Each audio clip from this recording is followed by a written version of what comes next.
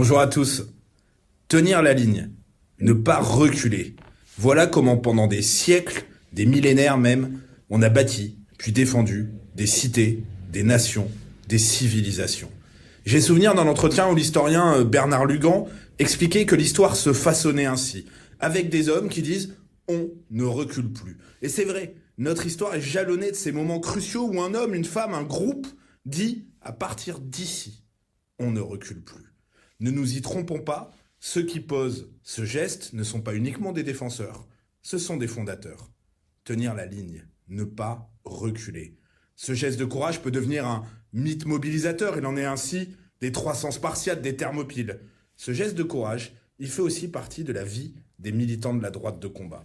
Et je veux rendre hommage à cette antenne aux jeunes militants de la cocarde étudiante dont vous receviez tout à l'heure le président.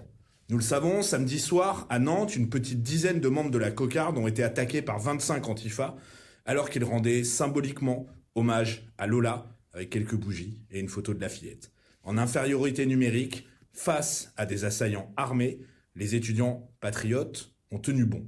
Ils ont tenu la ligne. Et il faut voir les images, les antifas cagoulés et le petit groupe de la cocarde, déterminé, qui tient, qui avance même vers eux. On entend un des jeunes étudiants haranguer ses camarades. Allez, on avance. Ils auraient pu quitter les lieux, courir. Beaucoup l'auraient fait.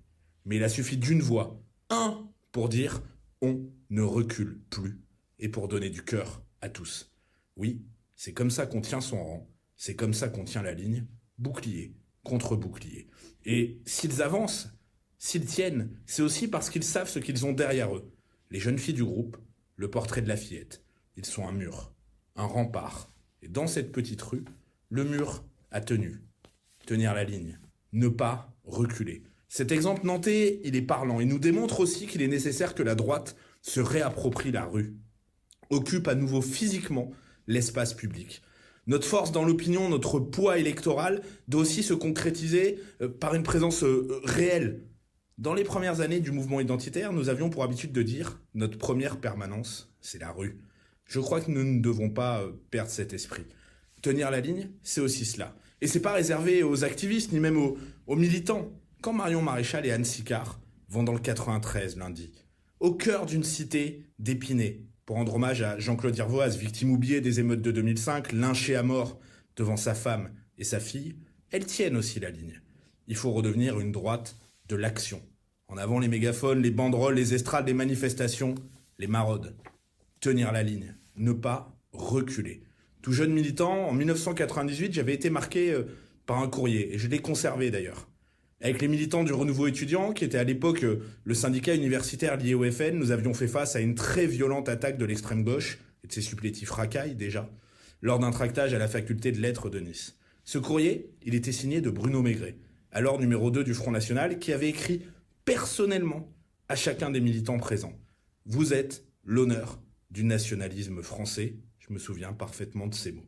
Et je veux dire aujourd'hui à ces militants nantais de la cocarde, vous avez été, en cette soirée, dans cette rue, l'honneur du combat identitaire.